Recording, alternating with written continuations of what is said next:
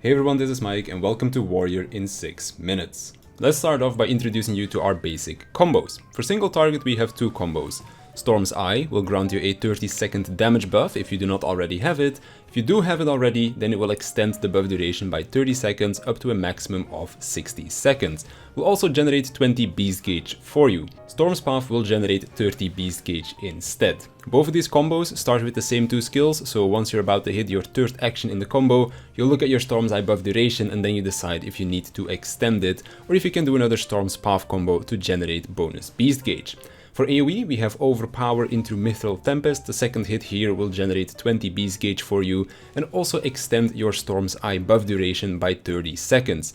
Only important thing to note here is that it does not apply Storm's Eye, it only extends it. So let's move over to our Beast Gauge actions. For our global cooldowns, we have Fell Cleave, a single target attack, and Decimate, which is an AoE attack. Both of these skills will cost 50 Beast Gauge.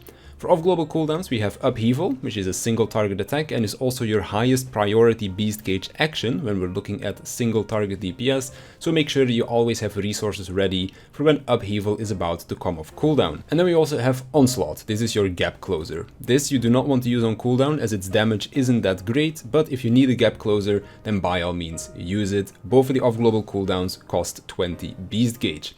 We still have two more skills that interact with your Beast Gauge and their actions. First off, we have Inner Release. This is a 10-second buff that allows you to use all of your Beast Gauge actions free of charge. So during this, we will want to be using 5 Fell Cleaves or Decimates, depending if you're doing single target or AoE damage, and then 1 Upheaval and 1 Onslaught. Using Inner Release will also extend your Storm's Eye buff duration by 15 seconds.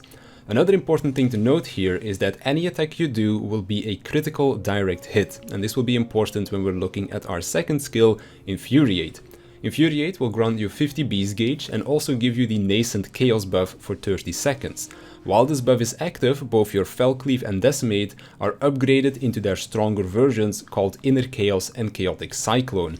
Not only do they have higher damage values, but they are also guaranteed direct hit critical attacks. In other words, you do not want to use Infuriate during or right before you press Inner Release, because then you would potentially be wasting a direct crit Fell Cleave. Infuriate's cooldown will also be reduced by 5 seconds every time you use a 50 Beast Gauge action, so in other words either Fell Cleave or Decimate or their two stronger versions. Infuriate stacks up to 2 times, so you have plenty of opportunity to use it before you go into your Inner Release window. So that's what we have for damage. Let's look at our defensive tools. Defiance is our tank stance. Want to be tanking? Turn it on. Don't want to be tanking? Turn it off. As all tanks, we have Rampart, which is a 20% damage mitigation, Reprisal, which will reduce the enemy's outgoing damage by 10%, Provoke, which will grab the aggro of a target enemy, and Shirk, which you can use during a tank swap. A tank swap is where, for example, you are tanking, your co-tank is going to take over from you, so they provoke the boss to grab aggro, and then you shirk your co-tank to ensure that they keep the boss as well. Vengeance is our 30% damage reduction, but this is slightly different from the other tanks, as every time that we receive damage, we will also do a small counter attack. And yes, if you use this during Inner Release, the counter attack damage will also count as a direct hit crit. Thrill of Battle increases our HP by 20% and it will also heal you for the health that you gained. Whenever the buff runs out, you only lose your maximum HP, so you don't have to worry about losing extra HP if you're not healed to full. Will also grant you a 20% healing buff to heals received. Raw Intuition is our spammable mitigation, which will grant you 20% damage reduction for 6 seconds, so it's a short duration, but it's also on a very short cooldown.